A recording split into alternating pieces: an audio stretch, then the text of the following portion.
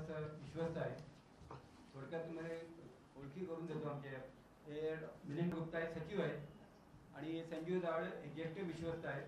हे दिलीप आडकर, सुरेश.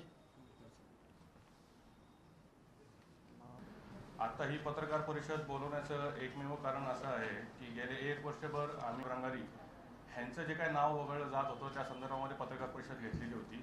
त्याचबरोबर ते होते आणि त्या संदर्भात आम्ही प्रेस कॉन्फरन्स पण घेतली होती आणि जे काही भाऊसाहेब रंगारींचं घर आहे त्या घरामध्ये कल्पना सगळ्या गोष्टीचा इतिहास खरी ज्या काही गोष्टी आहेत त्या सगळ्या आम्ही मांडल्या समाजासमोर.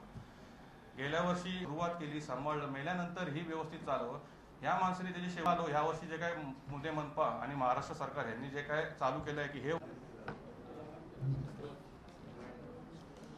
आमच्या प्रमुख भाऊसाहेब रंगारी गणपती ट्रस्टच्या प्रमुख 3 मागण्या आहेत.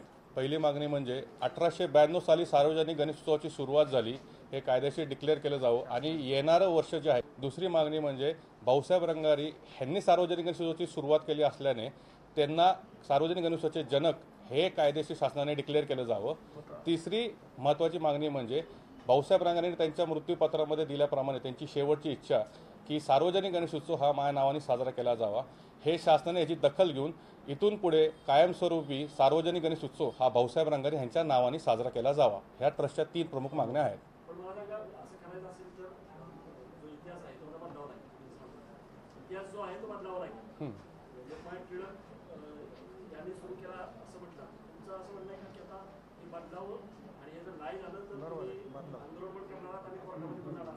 हो, हा आमची डेडलाईन आता तर येणाऱ्या ह्या आठवडाभरामध्येच ह्यांनी काही तो निर्णय घ्यावा. कारण गेले 1 वर्षभर आम्ही ह्याच्या शासनाकडं, सांस्कृतिक मंत्रीकडं, पुणे महापौर, पुणे महानगरपालिका सगळ्यांकडे पाठपुरावा केला पण कोणाचा रिप्लाय नाही आला. तर ह्या आठवडाभरामध्ये त्यांनी त्वरित काहीतरी याच्यावरती कारवाई करावी आणि इतिहास बदलावा.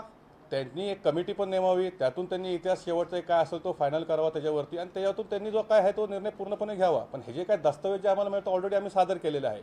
तर कमिटी नेमून त्वरित त्यांनी हा इतिहासावरती जे असेल, कारण गणेश उत्सव तोंडावरती आलेला आहे आता, त्याचं ब्रँडिंग चांगल्या पद्धतीने केलं आहे. ते ब्रँडिंग खराब होऊ नये. 125 नाही 126 आहे ही आमची मागणी ती त्यांनी व्यवस्थित करावी आणि ह्या जर गोष्टी जर व्यवस्थित झाल्या नाही तर आम्हाला पुढं ठोस कारवाई करावी लागेल. ॲग्रेसिव्ह होऊन थोडंसं आंदोलन करावी लागतील आम्हाला आणि हायकोर्टमध्ये आम्ही याचिका दाखल करू या संदर्भामध्ये.